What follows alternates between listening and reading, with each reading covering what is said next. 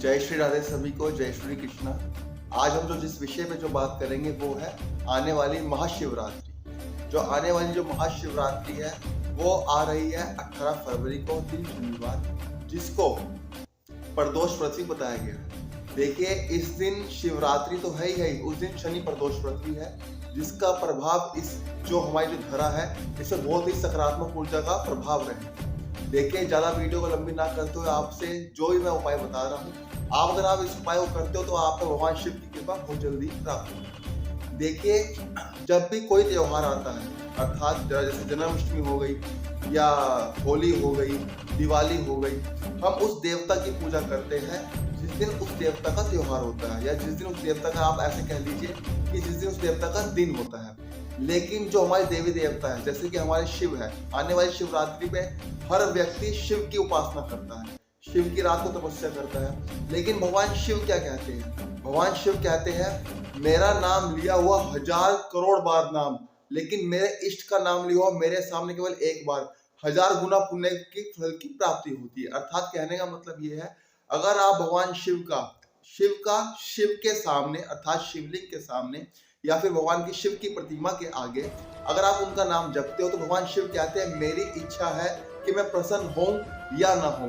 अगर आप मुझे प्रसन्न करना चाहते हैं तो मेरे प्रिय, जो मेरे इष्ट है, अर्थात जो उनके इष्ट, जो श्री राम जी है, जो लक्ष्मी नारायण जी का रूप है, जो राधा कृष्ण जी का रूप है, अगर आप उनका नाम उनके सामने जपते हो तो भगवान शिव अति शीघ्र प्रसन्न होते हैं। तो हमने क्या करना है शिवरात्रि की रात को?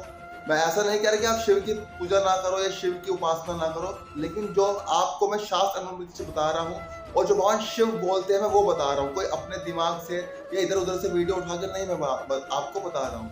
आपने क्या करना है, शनि प्रदोष की रात को अगर आपके घर के आसपास जो भी अगर पीपल का वृक्ष पड़ता हो, पीपल कम से कम भी 20 साल पुराना हो या कम 20 से 25 साल पुराना पीपल का वृक्ष हो तो ज्यादा उत्तम रहेगा। अन्यथा आप 5-10 पुराना पीपल के वृक्ष के आगे भी पूजा कर सकते हैं। देखिए, उस दिन शनि प्रदोष व्रत भी है। आपने क्या करना है, शनि जी के निमित्त आपने एक गाय के घी का दीपक प्रज्वलित करना है और वहां पर उनको शिव की उपासना करनी है, शिव का ध्यान करना है। उसके बाद आपने क्या करना है, वहीं पर ही बैठ के, अगर जितनी देर आप ज्यादा बैठ सकते हो उतना अच्छा रहेगा, क्योंकि हमारे शास्त्रों में बताया गया, वैज्ञानिक रूप से बताया गया है, हर 6 महीने में जो शिवरात्रि आती है हमें उस रात को कभी भी सोना नहीं चाहिए, अर्थात शयन नहीं करना चाहिए। हमें पूरी रात उनको जागना चाहिए, शिव की उपासना करनी चाहिए। अगर आप उपासना भी नहीं कर सकते तो कम से कम हमें रात को सोना नहीं चाहिए। तो आपने क्या करना है, पहले तो प्रदोष व्रत के अनुसार भगवान पीपल की पूजा करें। उसके उपरांत आपने पीपल के सामने, या अगर संभव ना हो सके तो अपने घर में शिवलिंग के सामने या शिव की प्रतिमा के आगे, केवल जो सबसे अच्छा, जो उत्तम उपाय बताया गया है वो ये बताया गया है कि आप विष्णु सहस्त्र नाम का जाप करें। अगर आप विष्णु सहस्त्र नाम नहीं पढ़ सकते हैं तो आप उनका श्रवण करें। अगर आप ये भी नहीं करना चाहते हैं तो आप केवल और केवल श्री राधे या राधा कृष्ण का ध्यान करें, या कोई भी भगवान विष्णु जी का मंत्र ले लीजिए। और जो भगवान जो शिव को जो सबसे अति पसंद है मंत्र, वो है भगवान श्री राम का ध्यान। अर्थात मन में यथाशक्ति जपते हुए आपने श्री राम जय जय राम, श्री राम जय जय राम का उनको सुनाना है। अगर आप ऐसा करते हैं तो शास्त्र अनुसार मैं बता रहा हूं कि आपको जो भी आपकी इच्छा होगी उस इच्छा में भगवान आपसे प्रसन्न होंगे और हो सकता है आपको उस इच्छा को पूर्ण कर सके।